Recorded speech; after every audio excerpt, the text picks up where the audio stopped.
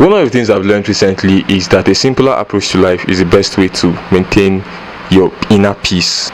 The only thing that stresses me now is immediate problems which I eventually solve, and then some thoughts about my future. Those are my only stressors, and I don't worry about anything that's beyond my control. And I've developed that recently when I understood that the only things that I can control are internal, my mind, my thoughts, and things like that. Same for you. One of the tools that I've used is my understanding of people, by really paying attention to what may be the reasons for their differences from me. If everybody was like you, you would like them. The only reason you have any problem with anybody on earth is because of the differences between them and you. When somebody does something you wouldn't do, you tend to have some resentment. You realize, this person is a little bit away from me. It is why birds of the same feathers flock together. It is why like minds always hang out with each other. People who share the same values are always around each other, because you want people who reinforce your own thoughts and beliefs.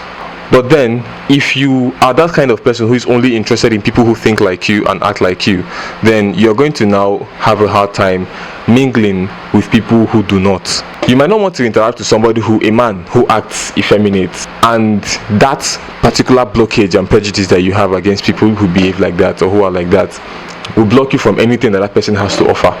And you won't even see it or even know you lost it because of that.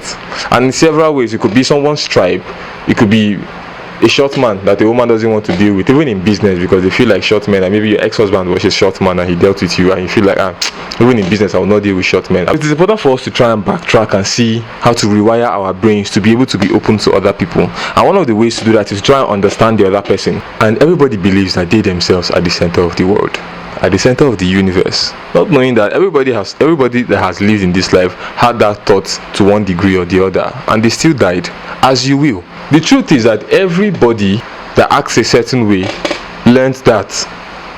A human being is born like a blank sheet of paper, and it is environment that writes on that person, and then the person begins to show what they have collected in the past. Example is speech. The way a child would talk, a teenager, let's say teenager, if a newborn comes into this world, by the time he's 10, he begins to sound like the people he listens to the most. He begins to sound like his father. If his father has the H factor, if he's Yoruba, or has an accent of some sort, that's the accent the child will grow up with. That's the speech pattern, the way the words are pronounced and things like that, the exclamations that he sees and listens to at home.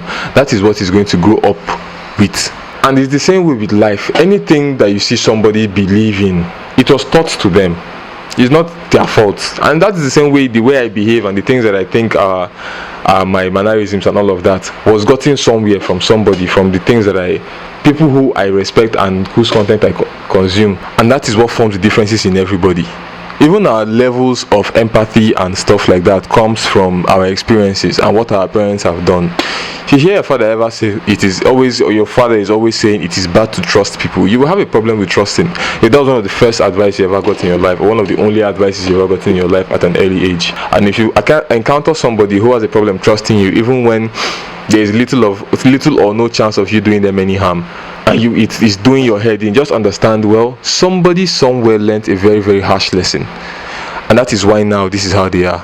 If you understand that, then you might maybe find another way to work around it instead of coming with confrontation. And you can use it in different ways. The personalities of people differ based on their experiences.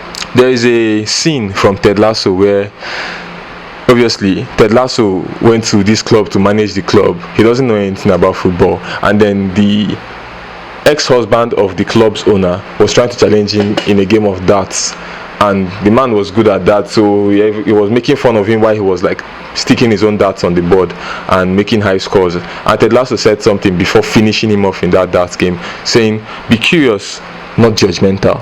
And if you move through life being more curious than judgmental, you will learn about people and you will understand people more, and then inadvertently you will be understood better yourself, and that just makes everything easier, makes life easier. Remember, you can listen to these episodes on Spotify or Apple Podcasts if you don't want to watch my talking head. And please like the video, share, do whatever you can to support the channel. We'll see you tomorrow. Peace out.